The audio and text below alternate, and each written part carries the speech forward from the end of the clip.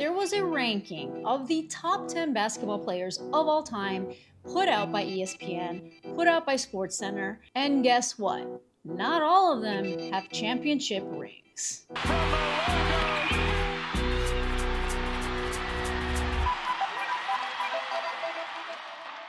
Okay, so you just really honestly can't make this up, as it seems like the goalpost for the best college basketball player has shifted as Caitlin Clark has entered the conversation. And I made a video yesterday where ESPN just ranked their top 5 college basketball players of all time, of which they replaced Caitlin Clark in that 5 spot with Cheryl Miller, which Cheryl Miller should actually be a lot higher than 5, to be quite frank. But the reason that they removed Caitlin Clark from the conversation was because she does not have a championship ring for college basketball. Remember, just college. We're not talking about anything else.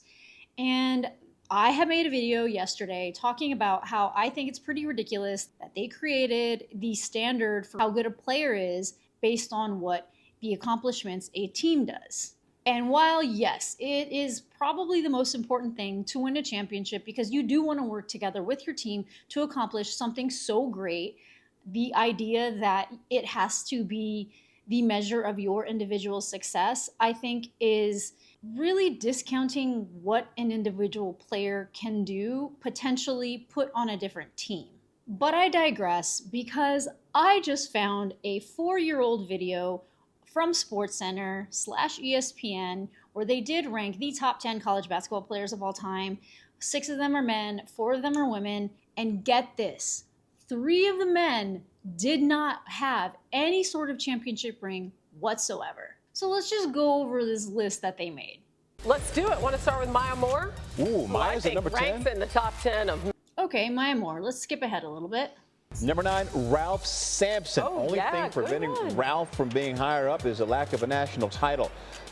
So, okay, they mentioned the only thing preventing him from being higher up is a lack of national title. But when you cut out all of the women out of this, he would be number 6. So, okay, like top 5 doesn't count because the ESPN video from yesterday was the top 5 college basketball players of all time. But stay tuned because there are more. Number 7, Bill Russell, San Francisco, 53-56. He won back-to-back national championships in 1955 and 1956. Okay, so Bill Russell, he did have a national championship, and he would be ranked at number 5 if we cut out the women in this video. USC in the early 80s, 3-time Naismith Player of the Year.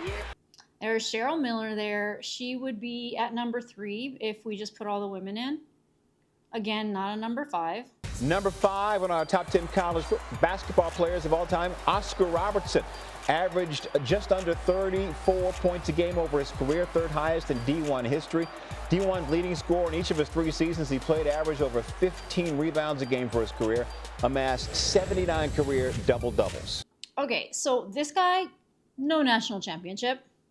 UConn's Breanna Stewart coming in at number 4, 4-time national champ, having been named final. Breanna Stewart should definitely be in there. Pistol Pete Maravich, the D1 all-time leading scorer, 3,667 points. Pistol Pete Maravich does not have a natty. At number 2, Bill Walton from UCLA. 1971 through 74, back-to-back national titles with the Bruins. Bill Walton does have a natty, and their number 1, Lou Alcindor, does have natties.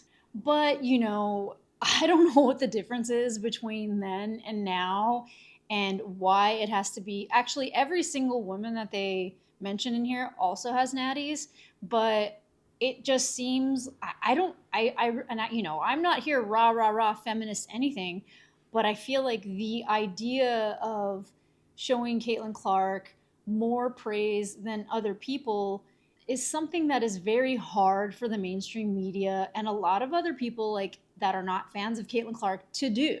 Caitlin Clark has set records in college that have not been broken. Caitlin Clark is the all-time leading scorer in points in men's or women's. Caitlin Clark was on an Iowa team who had never been to a national championship and got them there twice. Not once, but twice. This is not a team with any stars around her, but it is undeniable that this one person raised everybody up and brought them to that level. But I'm not going to make this too long. I did just so happen to come across this video, and I thought it would be an interesting thing to share with everybody else.